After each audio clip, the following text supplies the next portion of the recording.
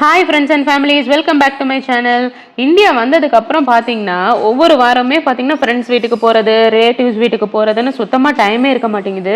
So long video போடவும் time கிடைக்கலங்க. So ரொம்ப நாளைக்கு அப்புறம் இப்பதான் லாங் வீடியோ போடுறேன்னு நினைக்கிறேன். அது மட்டும் இல்லாம பாத்தீங்கன்னா ஷார்ட்ஸ்லாம் நான் ரீசெண்டா போட்டுட்டு இருந்தேன் இல்லையா, அதுல ஒரு சில சப்ஸ்கிரைபர் சொல்லியிருந்தாங்க என்ன சிஸ்டர் லாங் வீடியோவே போடலன்னு. ஆஹா, நம்ம சேனலுக்கும் இந்த மாதிரிலாம் கமெண்ட் வரதேன்னு ரொம்ப ஹாப்பியா இருந்துச்சு. ரொம்பவே தேங்க்ஸ் இந்த மாதிரி சப்போர்ட் பண்றதுக்கு. இன்னொரு முக்கியமான விஷயம் என்னன்னு கேட்டீங்கன்னா, நம்ம ஃபேமிலி மெம்பர்ஸோட ஃபர்ஸ்ட் டைம் இப்பதான் நம்ம சேனல்ல இந்த வீடியோ அப்லோட் பண்றேன்னு நினைக்கிறேன். இதுக்கு முன்னாடி ஃபேமிலி மெம்பர்ஸ்லாம் இது வரைக்கும் வீடியோல வந்திருக்க மாட்டாங்க. ஸோ ஃபர்ஸ்ட் டைம் நம்ம கோவிலுக்கு போறதுனால சரி எல்லாரையுமே காட்டலாமேன்னு சொல்லிட்டு தான் இந்த வீடியோல போட்டிருக்கேன். இவங்க எல்லாருமே பார்த்தீங்கன்னா ஹஸ்பண்ட் சைட் ரிலேட்டிவ்ஸ். அவங்களோட அம்மம்மா, பெரியம்மா, பெரியப்பா, அவங்க பொண்ணு, அப்புறம் சித்தி, சித்தப்பான்னு எல்லாருமே ஒன்றா தான் போயிருந்தோம். இன்னைக்கு பார்த்தீங்கன்னா ஒரு கோவிலுக்கு தான் போயிருந்தோம். திருக்கடையூர் கோவிலுக்கு போயிருந்தோம். சேம் டேலே பார்த்தீங்கன்னா திருவிடைக்கழி முருகன் கோவிலுக்கு போயிருந்தோம். கூத்தனூர் சரஸ்வதி கோயிலுக்குலாம் போயிருந்தோம். ஒரு சில சப்ஸ்கிரைபர் கேட்டிருந்தாங்க உங்கள் ஃபேமிலி மெம்பர்ஸ் எல்லாம் யாருன்னு இன்ட்ரடியூஸ் பண்ணுங்கன்னு சொல்லிட்டு. தனித்தனியாக இவங்க இவங்க அவங்க அவங்கன்னு சொல்கிறதுக்கெலாம் நம்மளுக்கு வீடியோ எடுக்க தெரியலங்க. ஸோ இந்த மாதிரி நாங்கள் எப்பயாவது வாய்ப்பு கிடைக்கும் போது இந்த மாதிரி ட்ரிப்பு போகும்போது நான் யாருன்னு இன்ட்ரடியூஸ் பண்றேன். கோயில் உள்ள போய் சாமி கும்பிடுறதுக்கு முன்னாடியே என் பசங்களுக்கு ரொம்ப அருள் கிடைச்ச மாதிரி இந்த யானையை பார்த்தது 2 பேரும் ரொம்பவே குஷி ஆயிட்டாங்க.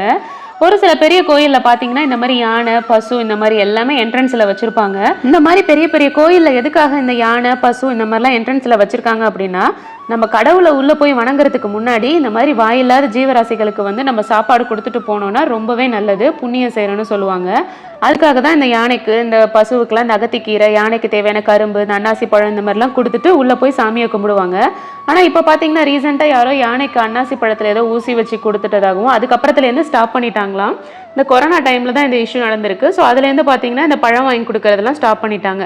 ஸோ எஸ்பெஷலி இந்த கல்யாணம் பண்ணுறவங்க, இந்த 60வது கல்யாணம், 80வது கல்யாணம் இந்த மாதிரி பண்ண வரவங்க மட்டும் இந்த மாதிரி பூஜை பண்ணிட்டு யானை, பசு இதெல்லாம் வணங்கிட்டு அப்புறமா உள்ள போவாங்க. கோவிலில் இருக்கிற பசுவுக்கு தான் கொடுக்கணும், யானைக்கு தான் கொடுக்கணும்னு இல்லைங்க. ஜென்ரலாகவே பார்த்தீங்கன்னா இந்த ஆடு, மாடு, ஈ, எறும்பு, நாய், பூனை இந்த மாதிரி எல்லா வாயிலா ஜீவராசிகளுக்கும் முடிஞ்ச அளவுக்கு நம்ம சாப்பாடு கொடுத்தோம்னா அந்த புண்ணியம் நம்மளுக்கு பின்னால ரொம்பவே உதவும்னு சொல்லுவாங்க. யம தர்மராஜா நம்ம உயிரை பறிக்க வரும்போது இந்த ஜீவராசிகள்லாம் நம்மளுக்காக போராடுமா. எங்க முதலாளியை விட்டுடுங்க, நான் எங்களுக்காக அவர் சோறு போட்டிருக்காரு அப்படின்னு சொல்லி நமக்காக யம தர்மராஜா கிட்ட ரெக்வஸ்ட் பண்ணுமா. ஒரு சில பேர்லாம் கேள்விப்பட்டிருக்கீங்களா, இந்த ஹாஸ்பிட்டலில் போய் அட்மிட் ஆவாங்க. ஆஹா போயிடுவாருன்னு நினைப்போம், ஆனால் பார்த்தா தெம்பா வெள்ளை ஏறி வருவாங்க. அவங்க இந்த மாதிரி முன்னாடி செஞ்ச புண்ணியங்கள் இந்த மாதிரி தான் எல்லாமே காப்பாற்றும். ஸோ முடிஞ்ச வரைக்கும் நம்ம எல்லா ஜீவராசிகளுக்கும் இந்த மாதிரி உணவு கொடுக்கறது ரொம்பவே நல்லது. இது கேட்கறதுக்கு வேணா ஃபன்னியா இருக்கலாம். இது நானா சொன்னதில்லை, நான் சின்ன வயசா இருக்கும் போது எங்க தாத்தா எனக்கு சொன்னது. முடிஞ்ச வரைக்கும் நீ எல்லா ஜீவராசிகளுக்கும் உணவுலாம் கொடுத்துட்டு தான் சாப்பிடணும்னு சொல்லுவாங்க. நல்லது செய்யணுங்கிறதுக்காக நிறைய பேர் அந்த காலத்துல நம்ம முன்னோர்கள்லாம் இந்த மாதிரி குட்டி குட்டி கதைலாம் சொல்லுவாங்க. அது எல்லாமே கேட்டு வச்சுக்கிறது ரொம்பவே நல்லது. அது மட்டும் இல்லாம இந்த கோவில் பாத்தீங்கன்னா யமனையே வென்ற மார்க்கண்டேயன் பிரசித்தி பெற்ற கோவில் இது. இந்த ஆயில் கிடைக்கணும், குழந்தை பாக்கியம் இல்லாத தம்பதிகள் எல்லாம் இந்த கோவிலுக்கு வந்து வேண்டிக்கிட்டாங்கன்னா ரொம்பவே நல்லது நடக்கும்னு சொல்லுவாங்க.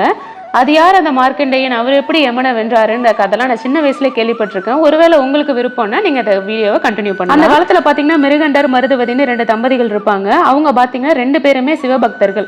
எப்போதுமே சரி சிவனுக்கு பூஜை செய்யறது, சிவனை வழிபடுறதுன்னே ரொம்ப சிவனை முக்கியத்துவம் கொடுத்து வழிபட்டுட்டு இருப்பாங்க. கடவுளை அதிகமா வணங்குறவங்களுக்கு தான் சோதனைகள் அதிகமா வரும்னு சொல்லுவாங்க. அந்த மாதிரி பாத்தீங்கன்னா அந்த தம்பதிக்கு என்ன சோதனைன்னு கேட்டீங்கன்னா அவங்களுக்கு குழந்தை இருக்காது.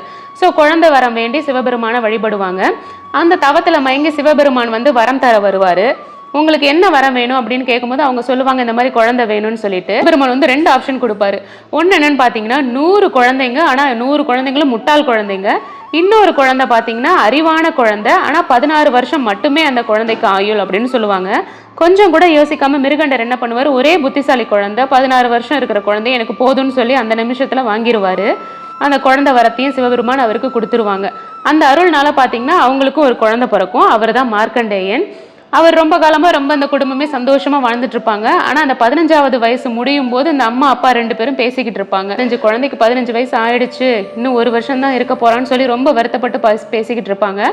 அதை கேட்டுட்டு இருந்த மார்க்கண்டேயர் வந்து கேட்பாரு, ஏன் வருத்தமா இருக்கீங்க, என்ன ஏதுன்னு கேட்டதும் அவங்க இந்த மாதிரி எல்லா டீட்டெயில்ஸும் சொல்லுவாங்க. மார்க்கண்டேயர் என்ன சொல்லுவாருன்னா, சிவபெருமான் இருக்க பயம் என்ன, நான் சிவபெருமான்கிட்ட வேணும்னா அவர் என்னோட ஆயுளை நீடிச்சு கொடுப்பாரு அப்படின்னு சொல்லி ரொம்ப நம்பிக்கையா சிவபெருமான வேண்ட ஆரம்பிப்பாரு. அந்த வேண்டுதலோட பலனா பாத்தீங்கன்னா சிவபெருமான் அவருக்கு வந்து நீண்ட ஆயுள் கிடைக்கட்டும்னு சொல்லி வாழ்த்திட்டு போயிடுவாரு. ஆனா யமலோகத்துல பாத்தீங்கன்னா யமதர்மர் வந்து அவரை சித்திரகுப்தர்கிட்ட டிஸ்கஸ் பண்ணிட்டு இருப்பாரு. மார்க்கண்டேயருக்கு 16 வருஷம் தானே ஆயுட்காலம், சோ அவர் அழைச்சிட்டு வரதுக்கு நம்ம அமைச்சர் அனுப்புங்க அப்படின்னு சொல்லி பேசிக்கிட்டு இருப்பாரு. அதுக்கு சித்திரகுப்தர் சொல்லுவாரு, சிவபெருமான வழங்கினதுனால அவர் புண்ணிய பலன் அடைஞ்சிட்டாரு, நம்ம யமலோகத்துக்கு அவர் வரத்துக்கு வாய்ப்பு இல்லை அப்படின்னு சொல்லுவாரு. ஆனா யமதர்மராஜா பாத்தீங்கன்னா தர்மத்துக்கே உரியவர்னு சொல்லலாம். ஸோ அவர் அதெல்லாம் கேட்க மாட்டாரு. ஸோ மார்க்கண்டேயரை பாசக்கயிறுல கட்டி இழுத்துட்டு போறதுக்காக யமதர்மராஜா வந்து பூலோகத்துக்கு இறங்கி வந்துருவாரு. ஆனா மார்க்கண்டேயர் பாத்தீங்கன்னா புத்திசாலியாச்சு. ஸோ அவர் என்ன பண்ணுவாரு, யமதர்மராஜா பிடிக்காத அளவுக்கு போய் சிவபெருமானையே சேர்த்து கட்டி வணைச்சிட்டு உட்காந்துருவாரு. உடனே யமதர்மராஜா என்ன பண்ணுவார், ரொம்ப நேரமா வெயிட் பண்ணுவார், இவர் வெளில வருவாருன்னு சொல்லிட்டு. ஆனா மார்க்கண்டேயர் கடைசி வரைக்கும் வரமாட்டாரு. உடனே யமதர்மராஜா என்ன பண்ணுவாரு, நம்மளே உள்ள போய் பிடிச்சிடலாம்னு சொல்லிட்டு பாசக்கயிறை சுத்தி சிவபெருமானோட சேர்த்து சுத்தி இழுத்துருவாரு. ஸோ அதனால கோபம் அடைஞ்ச சிவபெருமான் என்ன பண்ணுவாரு, தன்னோட இடது காலையே உதைச்சு தள்ளிடுவாரு. அந்த மாதிரி உதைக்கும் போது அவர் யமதர்மரே இறந்துருவாரு. அதான் அந்த சிவபெருமானுக்கே சம்ஹாரேஸ்வரர்னு பேரு. ஸோ சிவபெருமானும் மார்க்கண்டேயருக்கு நீண்ட ஆயுள் கிடைக்கணும்னு சொல்லி அதில் வாழ்த்தி அனுப்புவார். அதுலேருந்து பார்த்தீங்கன்னா மார்க்கண்டேயர் அவர் குடும்பத்தோட ரொம்ப சந்தோஷமாக வாழ்வார். ஸோ கண்டிப்பாக நீண்ட ஆயுள் கிடைக்கணும், நல்ல குழந்தை பாக்கியம் கிடைக்கணும் அப்படின்னா நீங்கள் கண்டிப்பாக திருக்கடையூர் போய் நல்லா ப்ரே பண்ணிக்கிட்டீங்கன்னா உங்களுக்கும் நல்லதே நடக்கும். இந்த 2 மட்டும் இல்லாமல் நீங்கள் நம்பிக்கையாக வேண்டிக்கிட்டீங்கன்னா எந்த ஒரு விஷயமா இருந்தாலும் கண்டிப்பாக சக்ஸஸ்ஃபுல்லாக நடக்கும். இன்னொரு இன்ட்ரெஸ்டிங்கான வீடியோவில் உங்களை மீட் பண்ணுறேன். அது வரைக்கும் பாய்.